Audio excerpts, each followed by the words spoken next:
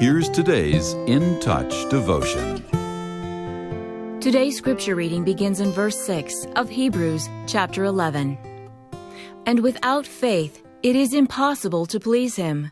For he who comes to God must believe that He is, and that He is a rewarder of those who seek Him. By faith Noah, being warned by God about things not yet seen, in reverence prepared an ark for the salvation of his household, by which he condemned the world, and became an heir of the righteousness which is according to faith. By faith Abraham, when he was called, obeyed, by going out to a place which he was to receive for an inheritance. And he went out, not knowing where he was going.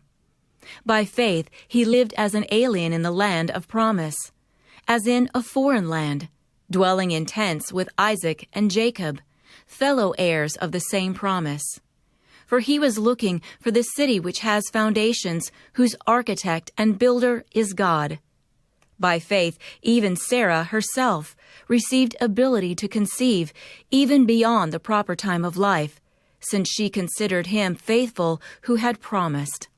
Therefore there was born, even of one man, and him as good as dead at that, as many descendants as the stars of heaven in number, and innumerable as the sand which is by the seashore. All these died in faith, without receiving the promises. But having seen them, and having welcomed them from a distance, and having confessed that they were strangers and exiles on the earth. For those who say such things make it clear that they are seeking a country of their own. And indeed, if they had been thinking of that country from which they went out, they would have had opportunity to return. But as it is, they desire a better country, that is, a heavenly one. Therefore, God is not ashamed to be called their God, for He has prepared a city for them. When I was a young boy, says Dr. Stanley, my mother let me plant some seeds in her garden.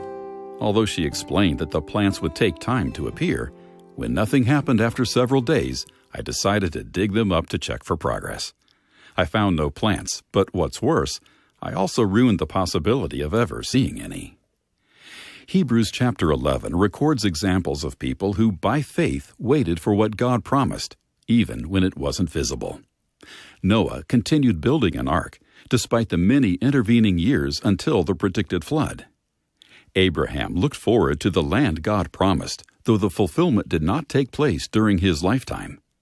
Sarai had to wait until she was well beyond childbearing age before God finally gave her the son He'd promised. If we expect God to work according to our timetable, we're likely to face disappointment. The people mentioned in Hebrews had to wait many years. In fact, some of the promises made to them won't be fulfilled until after Christ returns. The Lord doesn't work like a gumball machine. Those of us who are believers can't cash in a promise and assume the fulfillment will pop out. Ours is a long-term walk by faith.